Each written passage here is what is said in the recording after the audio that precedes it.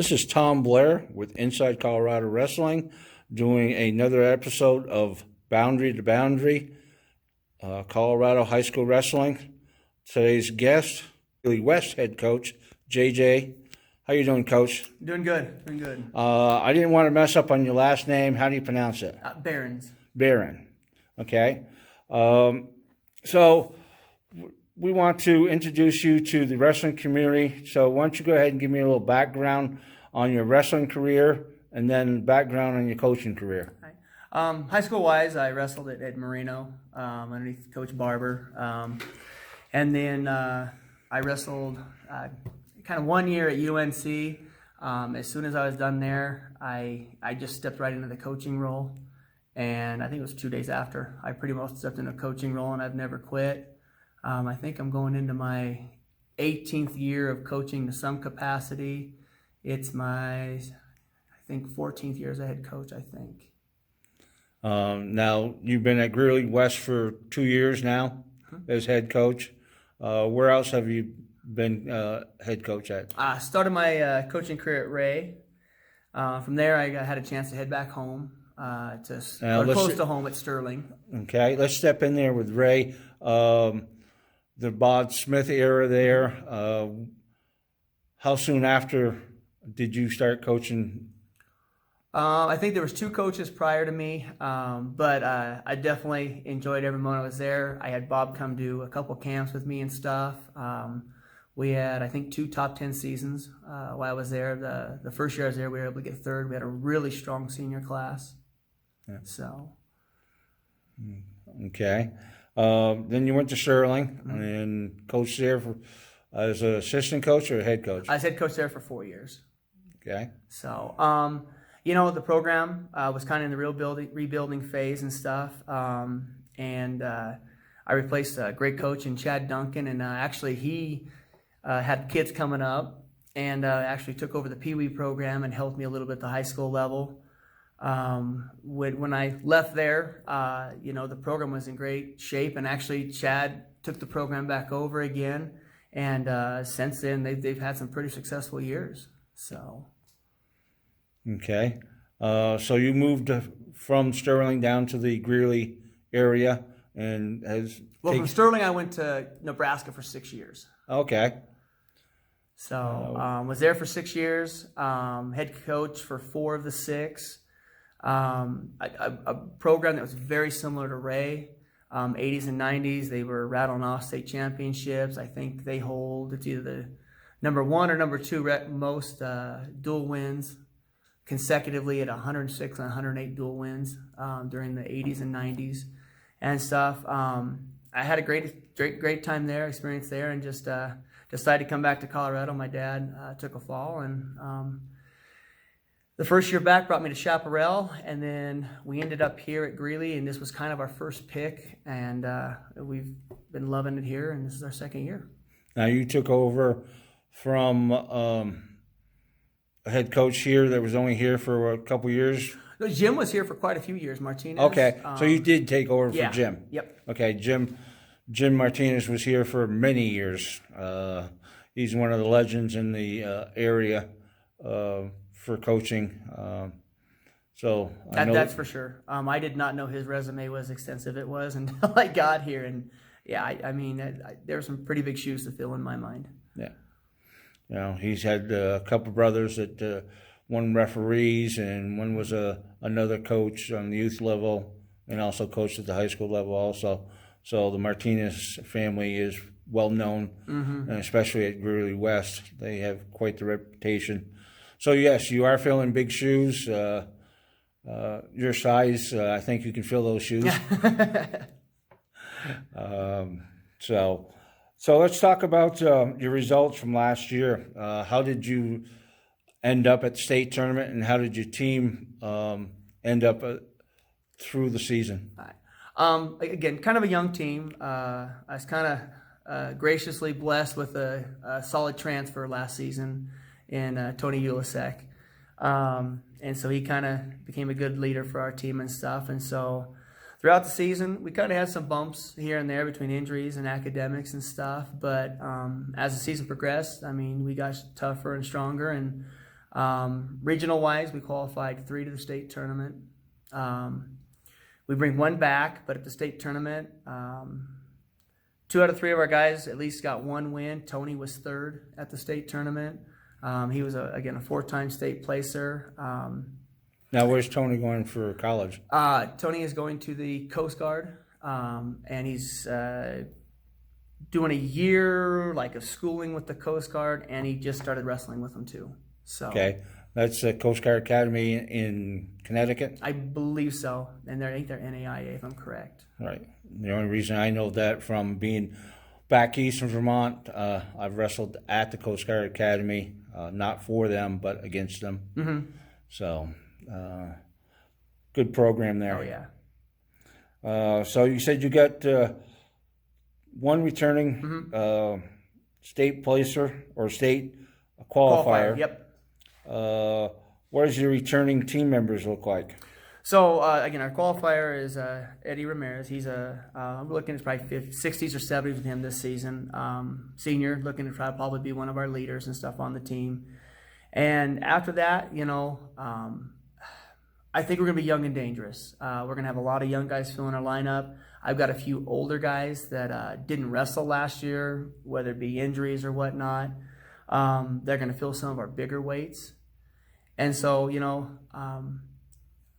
if I had to say if we're going to be a better tournament team or a dual team, I think we're going to be a very dangerous dual team this year because we're just going to be at that average level straight across. And if we get hot, it could be fun.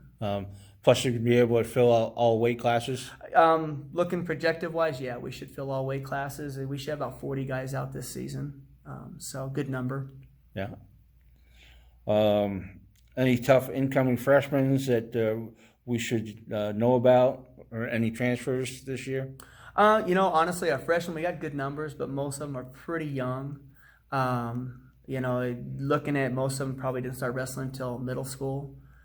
If there's one thing that I have to say around this area that us coaches are trying to do is we're trying to get that gap closed. We have those kids that wrestle pee-wees, and then somehow we get lost in there, or they don't get introduced soon enough or early enough, and so we're trying to close that gap so we get some tougher freshmen coming in and stuff. But I'd say our sophomore class they put a lot of time in this summer. We've got 4, 5, 6, 7 guys that I'm anticipating that are going to step into the varsity lineup and make some run at things. We've got 2 other kids that place 5th at regionals that, again, I have anticipation that we're going to make that jump and be at the Pepsi Center in February also.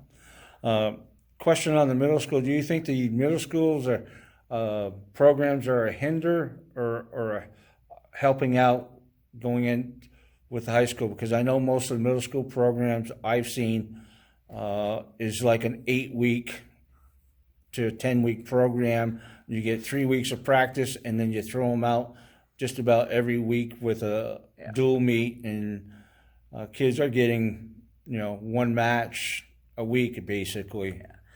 It definitely could be extended a little bit. But one of the things we're looking at doing is also offer maybe a District 6 or a school district wrestling camp for our middle schoolers before they start and stuff like that. I know during the off season they also do the same thing for football, a D6 football camp for anybody in the district and stuff like that. And I think that's the first step. And then there's some great things going on that have been going on with trying to get the kids to go to that middle school state and stuff like that. So I think we're heading in the right direction of just trying to get those kids to continue on. Right. Even if they're going to be a multi-sport athlete, if they're going to do middle school basketball and stuff like that, most of the practices for that middle school state is usually after their practices and stuff. And at the end of the day, we just want our kids competing. Right. What's your coaching staff look for this year? So I've got Joseph Martinez, again, Greeley West grad, 3-time state champ here. Wrestled in Virginia. The guy's a walking book of wrestling knowledge and stuff. And so he's going to be kind of leading the way this year, kind of like last year with our technique and stuff like that. And then I've got a new coach this year coming in Robert Perez. He's a football guy. great relationship wise and stuff. And he's like, Coach, where can I help out? And I said, man, I need that guy that just wants to work with our JV guys and build those relationships. And so he's like, man, I'm your guy. And then I've got one other volunteer coach in Dave Clark. He was actually one of our coaches last year, paid coaches. He'd like to step down and be more of a volunteer / dad. His kid's on the wrestling team also and stuff. And so I think we've got a really solid coaching staff coming into the season. Well, it's always good to have the numbers, especially for coaches, especially when you divide the team up going varsity and JV, that you can send 2 coaches per site. Yep. What does your season schedule look like? So I really think this is probably the best season schedule I've had in all my years coaching, and the fact of just a level of competitiveness and honestly giving our guys time to honestly kind of heal themselves and stuff. I mean, when you and I were probably in high school, I mean, I know in Colorado I had the 30 match limit before regionals, and we got guys heading into regionals in state now with 50 to 60 matches. And so this season we started with Lupton, Fort Lupton duels, and from there we're off to, oh my gosh, got me into. Well, we go after that week, I can't remember, but then we go to UNC this year. It was at the Pepsi Center, probably one of the toughest tournaments in the state, 50, 60 teams there and stuff. And then, we go to Cheyenne East. So that was our Friday tournament. We'll do a 16-team dual tournament on Cheyenne East, which is nice. Then our varsity guys have that weekend break. For the first time in a long time, we're hosting a tournament here the first week of the season, a JV tournament also. And then after Christmas, we come back. We go to the Legend Duels in Parker. Tough little tournament. We're in, we're out. And then from there, our varsity will take a 2-day stint. We'll go to Hays, Kansas for the Bob Kuhn tournament. I've been trying to get in that tournament probably for the last 3 or 4 years at the various programs I've been with and stuff. So excited to get there. Then we have a triangular with Cheyenne East and Chaparral, followed by the Eaton Duels, which is, to me, one of the best tournaments going into regionals. There's some tough competition, and there's some other competition there that our guys can kind of fine-tune some things. And then we hit the ground running for regionals. It sounds like a full schedule, and also a tough schedule. Mm-hmm. The changing of the points counting, the way the new CHSA rule is, has that helped you redefine your schedule, or does it hurt? It really hasn't changed. I sometimes question if we wrestle too many matches sometimes. And so I really haven't changed my philosophy in how, with the point system, we haven't used all of our points this year. We still have, I think, 1 tournament point and 1 dual point left. We have, like I said, 2 Friday events where, again, the kids will have the weekend off, and I think they need that. If there's one thing that any parent probably, frowns upon wrestling, is it's every weekend's taken up. And so I think we've got that built in where those kids get that time to be kids, and then we also get our time to compete. Okay. What are your season goals? Well, obviously improve on last year. We actually started the season off with some big wins, some big dual wins. We gave Pooter, we didn't beat them, we gave them a run for their money. We had a good win against North Glen. And then academics kind of crept in as the school year went on.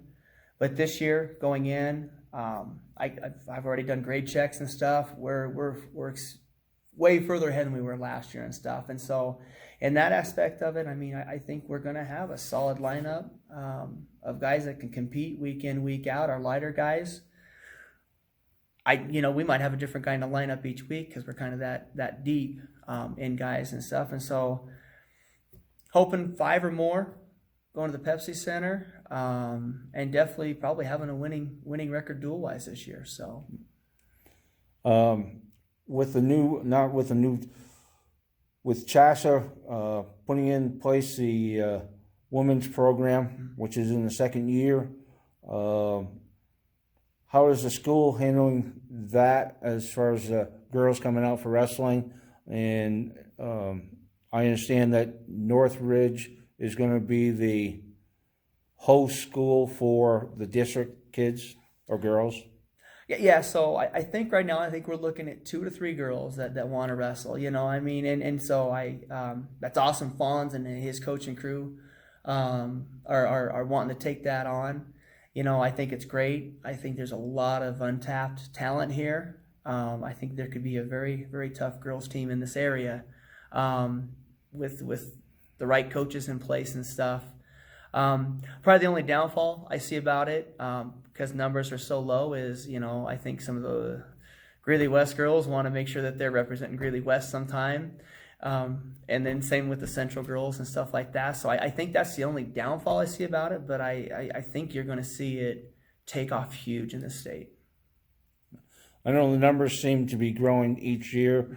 When they first put the state tournament together, or so-called state tournament, it's not going to be unofficial state tournament. So it's going to be the unofficial state tournament again this year, and in the 2021 season, it's going to be an official state tournament for the girls.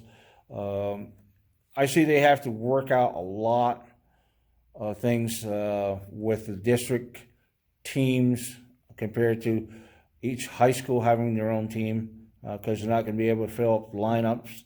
And I understand the girls are having only 10 weight classes, so that cuts down the number of kids that you have to fill a team, which hopefully would make it a lot easier to fill a team. Yeah. But it's just a matter of building from school to school and getting a program so each school can have a team. But I always think it's a good positive, especially some of the role models that the women have right now with Adeline Gray and Denver East, Maya Nelson, a lady. Those are 2 bigger ones leading the forefront in Colorado right now. Now, it's exciting. We've got a solid wrestler that was at Valley last year. I think Loveland's doing a tremendous job getting their girls program going and stuff. So as I said, this area, I think it's you're going to really see it kind of take off, and they're going to be ready when it's an official state tournament. Well, I'd like to thank you for your time, and let me come here. Oh, I got 2 more questions. Okay.